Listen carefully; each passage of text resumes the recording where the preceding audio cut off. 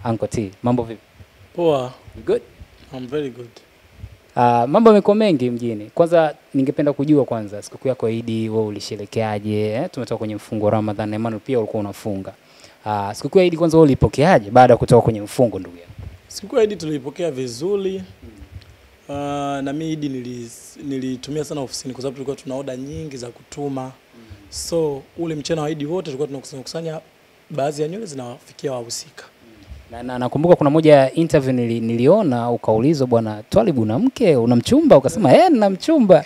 Nataka kujua vipi kwenye mipango ya baya siku ya Eid, vipi ulisumbuliwa kidogo naye? Alipata kila kitu. Kwani akose? Ulimnunulia baya shilingi ngapi? 3.5 au la milioni 1 lile? 1.5 Kwa Faima.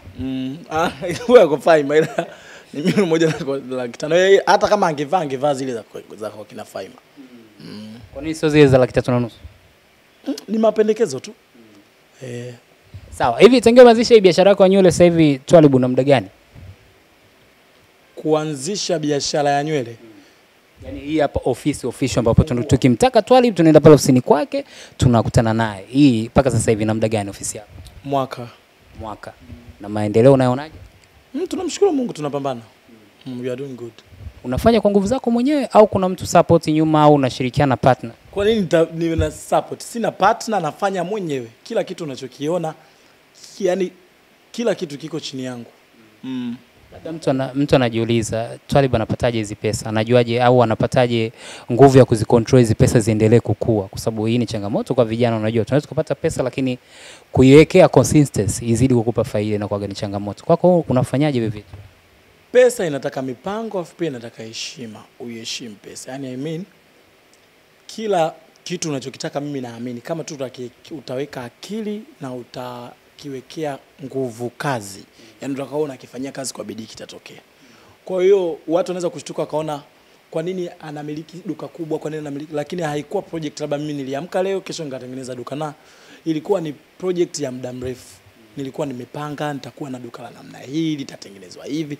Kwa hiyo hapo nyuma kuna zile ups and down ambazo hatujazionyeshea, mmekuja kuona kila kitu kimekaa sawa, kiko settled, ndio maana nachukulia labda kapata wapi. No, lakini ni process ni project ilitumia zaidi ya miaka, almost 2 years kufanya hichi kitu chote.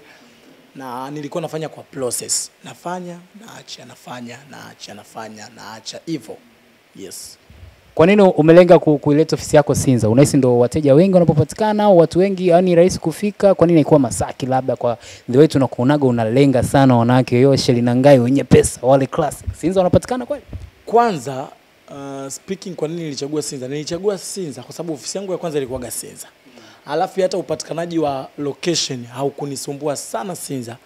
Nilikuwa natamanigi Masaki lakini nilikuwa kuna kuvuta nyingi kwa sababu nilikuwa nataka kufanya kama hivi unavyoona. Sio rahisi kupata sehemu kubwa kama hii Masaki. Na yenye hizi ukiingia same parking watu wanapaki, sijui nini, sijui unaelewa. Kwa hiyo hapa Sinza nilivyopata jengo zuri. Sehemu imekaa kabisa barabarani, mteja wangu akija hangaiki hapa. Ndio maana nikachagua Sinza. Lakini nilikuwa natafuta Masaki. Masaki palikopa tulikosa kupata sehemu kubwa. Mimi nilikuwa sitaki kuwa na kaduka hivi kama hiki chumba changu, no. Nilikuwa niwe na hivi private office yangu, kuwe na sehemu ya launch ya wateja, kuwe kuna sehemu ya watu kupumzika, kuwe na yani kama hivi ulivyopaona. Yes. Siku moja nilipita nikaona mjadala kwenye mitandao ya kijamii huko, nimepita nikakuta hivi unajua sasa hivi Aristotle wale Jonijo hawana nguvu kuliko Uncle T. Uncle T yuko mjini, amekuja mjini. Hii ukizisikia hizo kauli ina relate kweli? Relate itakuwa watu unajua mkiwa mnafanya kitu watu wote kitu kimoja ni sawa sawa wasanii wanavyoimba wanakuwa wanaunganishwa maneno. Mimi ukiongelea Aristotle, Jonijo wote ni kaka zangu. Na kwa namna moja au nyingine nimejifunza vingi sana kutoka kwao. Sijui umeelewa? Mimi hadi namiliki leo ofisi. Jonijo ni kaka yangu, rafiki yangu wa karibu, nilikuwa namuomba ushauri, ananishauri. Sijui unaelewa? Kwa hiyo sio kusema sijui nimekuja kwa nini. Mimi nina aina ya wateja wangu. Jonijo ana wateja zake as well Aristotle na wateja wake. Na ndio maana Aristotle anaweza akakaa siuze nywele let's say hata mwaka au miezi 6, lakini akiposti anaziuza nywele because ana wateja zake. Yaani inawezekana kuna mtu leo hapa huwezi kumwambia kitu chochote, nywele lazima avae Jonijo, avae nywele Aristotle, na ndio hivyo na mimi nipo kwenye kutengeneza wateja zangu. Yes. Hivi mtu akijiuliza tofauti ya Uncle T au nywele za Uncle T au huduma za Uncle T na Jonijo na Aristotle, unaweza kumpa tofauti gani? Tofauti ya huduma zetu ndio pale nilipokuja kukuambia kuwa kila mtu ana target ya wateja alio wa target. Mimi nadili na watu wa hali ya juu, wengine wanadili na watu wa hali ya kati, na kuna wengine wanadili na watu wa hali ya chini. Obviously ukija kwenye saluni, ukija kwenye duka ni kwangu sumengia. Kwa hiyo kila kitu kinakuelezea. Kwa nilikuwa natamani, yani Tanzania kuna wadada. Hawa wadada wanahangaika sana kutafuta nywele nzuri, na mimi ni hair stylist. Before sijawa nauza nywele nilikuwa hair stylist. So at the fact kwa mdada anakuja anataka labda style fulani ya nywele, anataka nywele kama ya Cardi B sijui nini, na hazipatikani, na nikaja kugundua kwa nini watu hawapati hizo nywele, ni kwa sababu zile nywele ni gharama. Kwa hiyo nikasema nitaanza hata kwa uchache, nidili na hawa tu watu watakokuwa wanataka iko kitu kizuri niwafikishie, and then bas. Kwa hiyo ni strategic zangu mimi, nilisema nataka nidili na watu fulani, nilete product fulani. Ndio maana kuna utofauti wa nywele zangu na nywele za mtu mwingine na mtu mwingine na mtu mwingine. Kwa kila mtu ana misingi ya biashara yake alivyoweka, na ukiweka misingi yako utawafikia wale watu ulio target. Yeah. Niliona siku ya Eid uliposti video ambapo ulikuwa umepanic kwa namna fulani, na ukisema kwamba mimi mtu akiniingilia kwenye biashara yangu ameyakanyaga. Back kidogo tulikuwa tumeona Faima na Nifa kama ilikuwa sintofahamu, bwana inawezekani mwenzao ukaposti hichi na wewe uposte kwa bei ndogo. Hem, tuongelee kwanza issue ya Nifa na Faima.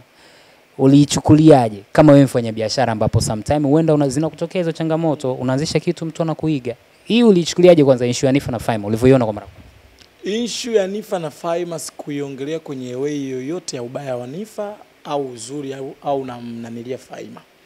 Niliongelea general, sisi wote ni wafanyabiashara, afu in fact wote tunaendana umri, ni wadogo. Na ukija kuangalia hapa kwenye umri pia, hata historia za maisha zetu zinafanana. I mean, mimi nina hali fulani ya maisha na ndio ipo kwetu. Kwa hiyo nimekuja kuhangaika kwenye haya maisha ili kunyanyua na wengine. Ndo as well Faima, ndo hata hivyo Nifa. Na mfano kama Nifa, speaking of Nifa ni hard worker, anafanya kazi, yani ukiongelea wadada sasa hivi wadada wa mjini wanaofanya biashara zao zimekuwa ni Nifa. Kwa mimi labda ninacho cha kujifunza kutoka kwa Nifa, na mimi pia inawezekana Faima anacho cha kujifunza kutoka kwa Nifa. Yani na Nifa naye labda anajifunza kwa watu wengine, sio, unaelewa? Kwa hiyo mimi niliongelea kwa maana story yake ilikuwa inasema kwa alitangaza nguo anayo halafu na alivyoitangaza hakutangaza kwa bei ambayo mwenzake aliitangazia, alishusha bei. Kwa ile tu kiubinadamu kikawaida sio vizuri. Labda hapo Uncle T, yeye alitangaza kwake ambapo alishusha bei. Najiuliza kwamba matilo ni sawa mpaka yeye kupelekea kushusha bei, timizo unaweza kuipata ile nguo kwa bei hiyo ambayo amehitaji Nifa, au kuna kitu gani ambacho hapa tuelewi? Labda nguo za Faima zina quality kubwa au ni original, za Nifa ambazo ni fake au sio hazina quality? Tofauti hapa ni nini ambacho kinaonekana kitu sawa lakini bei ndo zinatuchanganya? Hapana. The time Faima anaposti nguo zilikuwa yeye ndo anazo. Sio, umeelewa? Amezifanyia shoot, amefanya makeup, kafanya video na makorokoro mengine. Lakini the time Nifa anaposti nguo yeye hakuwa nazo. Alitumia video za mtandaoni kuona hii nguo ipo, kuishusha tu bei, like hii nguo utaipata kwangu kwa hata kama kuna mtu alikuwa anafikiria kwenda kununua hiyo nguo kwa Faima kwa milioni 1, ikiwa Nifa ameposti bei ya chini, bora nganunue kwa Nifa. Sasa unaenda kwa Nifa na nguo hakuwa nayo. Hiyo ndio ubaya. Ubaya haukuwa kwa eti Nifa alikuwa anazo nguo hizo, Faima anazo yeka shabia. Mtu kupanga bei ya kitu chake ni kila mtu ana willings. Tunaweza tukaenda kuinunua simu ukauza milioni 5, mimi nikauza milioni 4. Wewe ukauza 5, mimi nikauza 8. Kila mtu ana willings na anajua watu gani anawafikia. Hapo Nifa alikuwa na lengo gani labda kufanya vile, kutangaza kwamba hii bei nguo bei fulani alafu hana stock? Lengo sijajua, maybe trending au wateja zake walimrecommend sana tunataka hizi nguo. Lakini hapo si inakuwa inampunguzia wateja Faima labda, kwa sababu ukiona kule milioni 1 afu kumbe Nifa nayo anaweza kana subiria kwa. Ndio hiyo sisi tuliongelea kwa, yani alikuwa ameharibu tu lengo la biashara ya mwenzake, which haikuwa nzuri. Yani sio nzuri. Ndio mimi nikasema mimi kwenye biashara yangu mtu akifanya vile inamaanisha huyo ni adui. Mtu anataka kukuharibia ugali ni adui yako. Hapa Dar es Salaam sasa watu wanahangaika sana kutengeneza brand zao, kuhangaika, biashara zimekuwa ni ngumu sana. Kwa hiyo unachokitengeneza unategemea a very good feedback.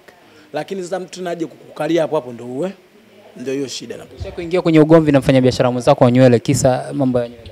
Hapana. Kwa sababu mimi ninachokifanya hawafanyi wao. Unasema? Sababu ya mimi kugombana na mfanyabiashara yote wa nywele hapa Tanzania. Tunafanya tofauti, vitu vyetu vyote tofauti.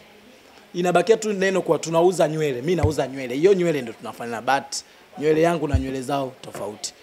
Product, yani kila kitu tofauti. Ndio maana ngumu sana kuingia kwenye ugomvi. Hivi labda mtu ambaye anakufuatilia huenda hata ni mteja wako anajiulizaga Twalib alianza vipi urafiki na Zuchu mpaka kawa washikaji wanaivana hivi? Zuchu ni bosi wangu. Yani Zuchu alikuwa ananisupport since way back. Toka mwanzo nilikuwa nambanaga nywele toka anaanza kutoa ile nyimbo zake za albamu ya kwanza kabisa. EP ya kwanza nilikuwa nimemtengeneza nywele mule. Sio, umeelewa? Ulikutanisha naye mara ya kwanza kukutana na Zuchu? Mara kwanza nakutana na Zuchu nilikuwa nimefanya project na Aria. That time Zuchu alikuwa hajaachiwa. Nilikuwa nafanya project na Aria wa Wasafi. Kwa hiyo Aria ndio mimi namtengeneza nywele, kuna rafiki yangu naye anamfanyia makeup. Kwa hiyo yani Aria ile atoke lazima mimi nimbane nywele. Kwa hiyo Zuchu akawa anapenda the way mimi nambana nywele Aria. Very proper, yes.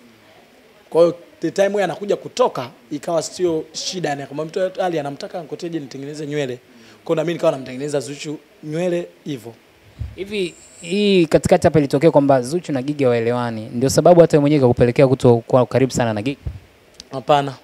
Ilikuwaje mpaka Gigi akakuwasha kwenye ngoma yake ambayo ametoa ile? Akakupiga majingo fulani, diss track fulani hivi.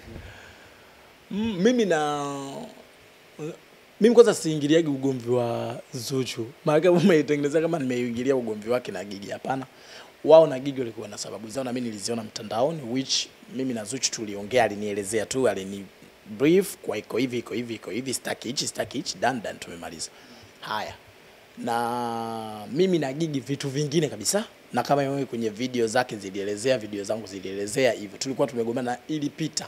Wao waligombana labda na Zuchu, let's say miezi 4 nyuma, mimi nikaja nikagombana na baadaye hivyo. Yaani kila mtu alikuwa na mazaizai yake. But ugomvi wangu mimi na Gigi hauhusiani ugomvi wangu mimi na sijui Zuchu na ila mimi na Zuchu tukikaa tunaongea like iko hivi. Nilimuuliza what's happened, kwa nini iko hivi, akanielezea. Vipi unaongea na Gigi lakini? Hapana. Bado mpo kwenye maugomvi? Sipo kwenye maugomvi nao na sina, yani hamna haja ya mimi naye kuongea naye. Ankoti si binadamu lakini.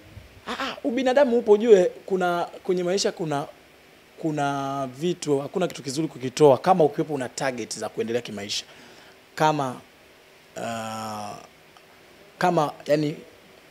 ubaya. Sio, unaelewa Kwa hiyo kama unaona kabisa mtu huyu tukikaa sehemu moja hatuendani, hakuna haja ya kumsogeza. Ni mnawezekana mkakaa na mawasiliano, lakini yeye akakalia huko, ukakalia huko, maisha yakaendelea. Yaani hamna haja wewe kuforce mtu awe karibu yako au yeye aforce uwe karibu yako. Na mkiwa mnajua kabisa tukikaa sisi dakika ngapi moto unawaka.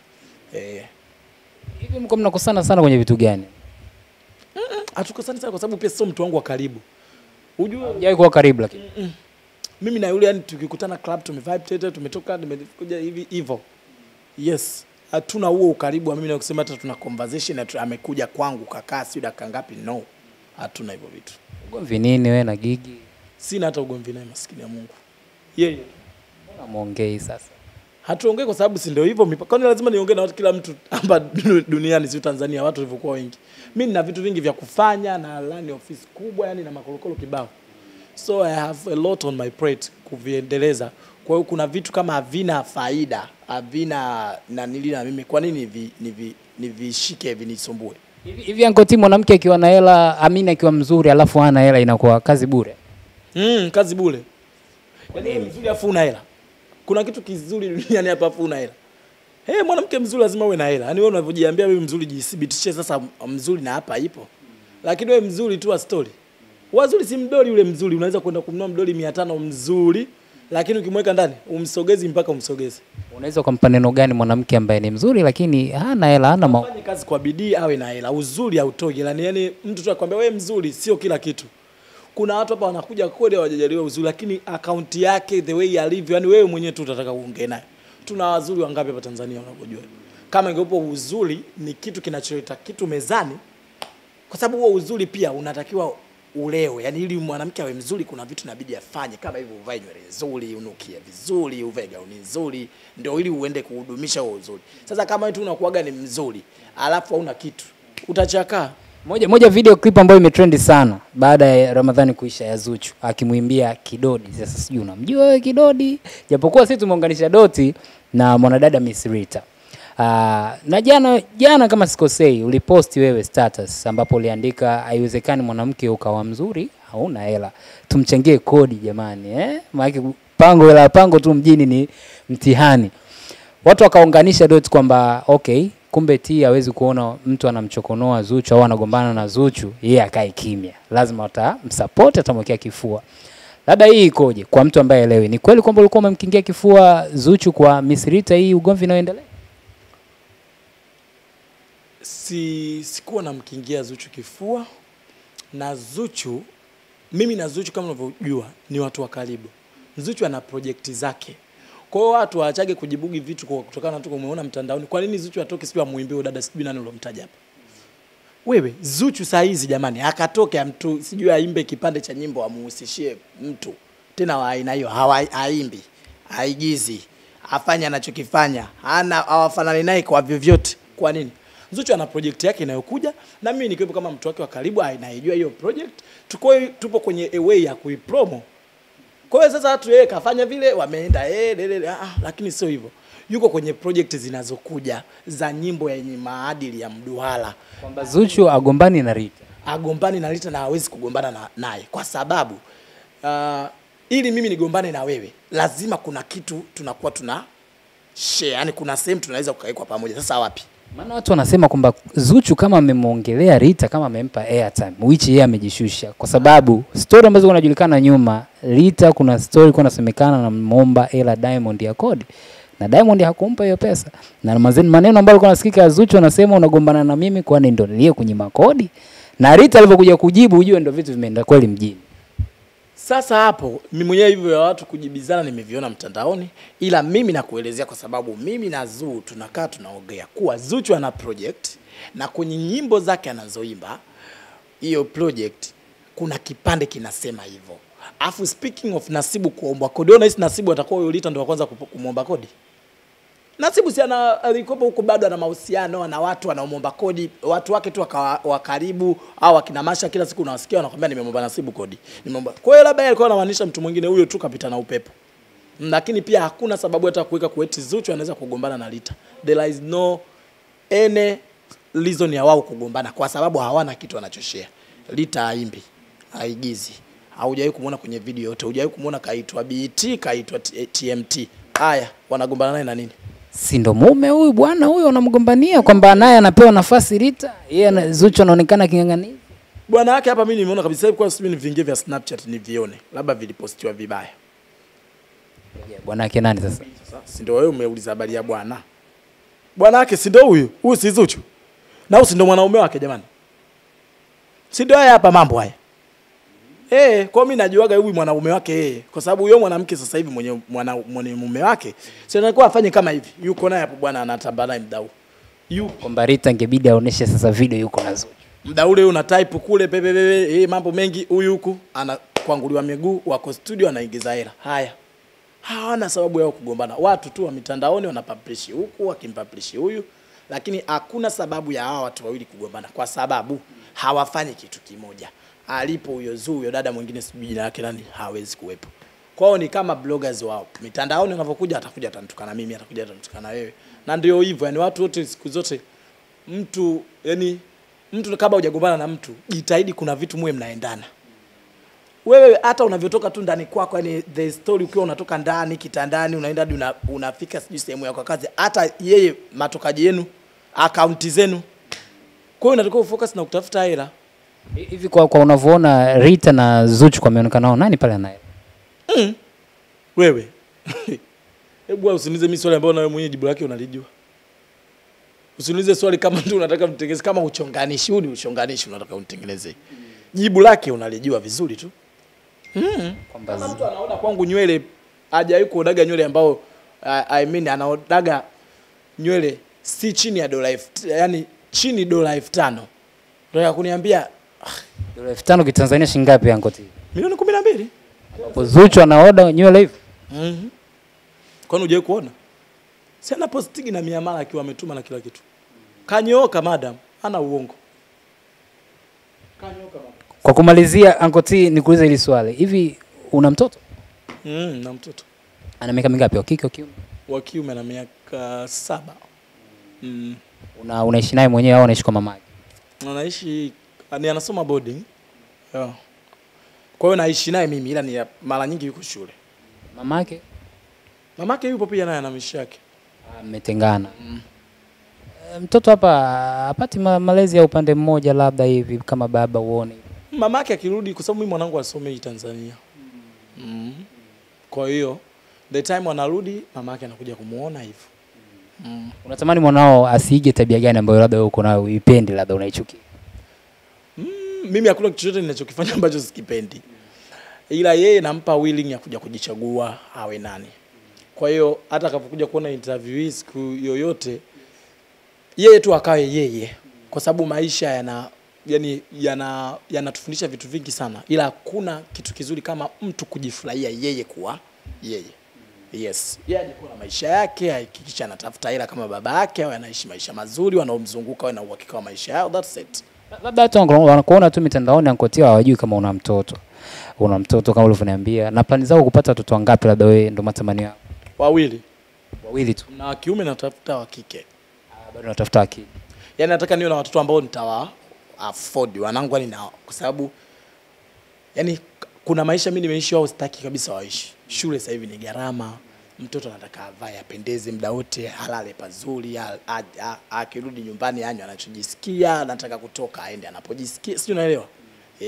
Lakini hayo maisha wewe ndio umepitia? Hapana, mimi sijapitia hayo, kwa hiyo nataka yeye nimpitilishie hayo maisha. Yaani awe na uhakika wa maisha yake hapa. Akiumwa anaenda hospitali nzuri, yani hivyo hamna mazaizai. Sio kama unakuwa unamlea kimayai kishwa labda kidogo. Sio kimayai. Hakuna wewe kama unacho unahangaika unatafuta hela. Kwa nini usimnanilie mtoto wako? Hakuna mayai wala nini. Watu wanapoprovide kwa watoto wao ni sawa sawa unawekezana. Sio kusema mimi kusema eti nampeleke mtoto wangu labda international school nimlipia ada shule nzuri, nitakuwa namlea kimayai. Ili nisipomlea kimayai nimpeleke Kayumba. Wewe unampeleka shule hii kwa nafasi yako, kuna wengine hapo. Kwa hiyo hivyo. Si unajua vidole vifanani? Kwa hiyo huyu atasoma hapa, atasoma pale hivyo. Ila yeye kupata maisha mazuri ni moja ya dream zangu, yani awe na uhakika wa maisha yake. Sawa, kutokana na ulivyoniambia, kwa hiyo tujiandae na project mpya ya Zuchu. Tena sio ndogo, ni nyingi. Project ya huyo dada ni nyingi na mimi nipo kwenye sekta nzima ya kusimamia project zao au wasichana. Si umeelewa? Mimi nafanya kazi na Zuchu, nafanya kazi na Nandy. Both of them rafiki zangu, mabosi zangu. Kwa hiyo vitu ni vingi sana vinakuja kwa sababu mimi nina IQ kubwa. Ninavyokaa na mdada kama Zuchu, yani hatuongelei upumbavu ule uletea hapa. Sisi tunaongelea billions of money. Jana nilikuwa hapa niko na Nandy tunaongelea mijadala ya hela nyingi.